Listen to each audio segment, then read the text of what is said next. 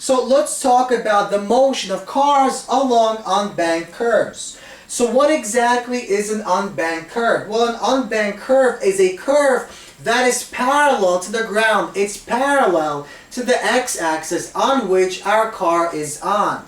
So let's suppose we have a car that is moving along the following curve, along the following unbanked curve. So we have a top to bottom view of the car as well as the side view of the car that comes from this side, from this angle. So if we map out, if we continue to map out the entire pathway of the car as it travels around our unbanked curve, we can make the assumption that the pathway is exactly circular. And that means as long as the velocity, the magnitude or velocity of the car is constant, the speed is constant, that means our car is undergoing uniform circular motion. So for example, if we choose a certain moment in time, let's say at that moment in time, our car points in this direction. So that means its velocity vector points in the same direction as motion. Yet we know when objects travel in a circular motion, under uniform circular motion, there is a force, a net force that is acting on our object that's forcing the object to undergo our circular pathway. What is that net force in this case? Well, assuming the tires of the car do not skid or slide, that means at any given moment the tires of the car are stationary with respect to the ground. So the road on which the car is on creates a force on the tires known as static friction force. And this static friction force points in the same direction as our radial acceleration of the car. It points inwards towards the center of our circle. So if we sum up all the forces acting on our car along the x-axis, where this is our x-axis, we'll see that the sum of all the forces along the x-axis is equal to, well, we only have one force. This force that's created by the ground and that acts on the car, on the tires of the car. So this force is equal to the coefficient of static friction multiplied by the normal force.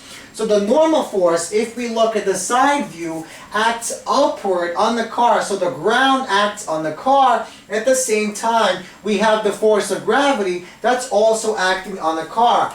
And these forces cancel one another out, and that means our car is not actually moving along the y-axis. It's only moving along the x-axis. So now this equals, well, according to Newton's second law of motion, it equals to mass times acceleration. So in this case, our car is accelerating, but notice its velocity, the magnitude velocity, is not changing. Only our direction is changing. And that means our acceleration is actually radial or centripetal acceleration. So that means we can replace this A with v squared divided by r, where v is our velocity of the car, the magnitude of it, and r is the radius that is created by the following circle.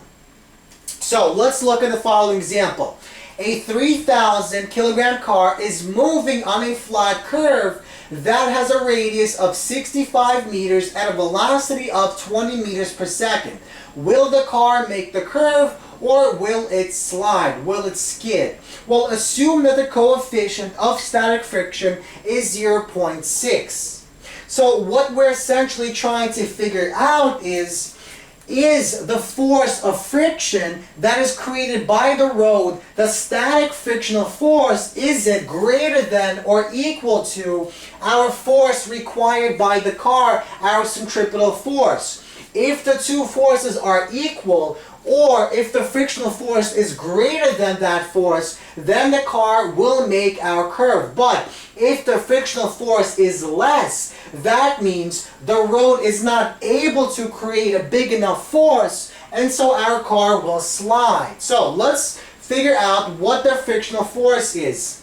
So Frictional force, as we saw earlier, is given by the following equation. So we know the mass, we know the coefficient of static friction and the g. We plug those values in and we find a normal force, or a force of 17,640 newtons. So this is the force that the ground is capable of creating on the tires of the car. Now, if the actual centripetal force is greater than this force, then that means the ground cannot support the car and the car will slide.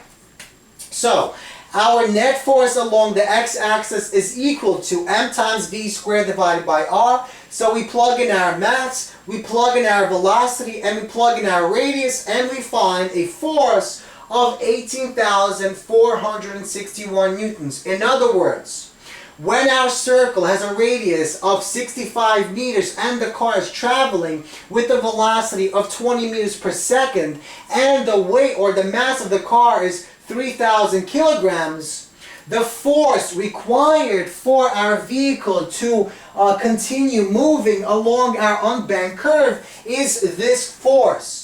Now, if the friction was able, or if the ground was able to create that frictional force that is equal to this or greater, then the car would be able to make that curve. But because the force is less, the frictional force is less, it's not able to actually support our car, and the car will in fact skid.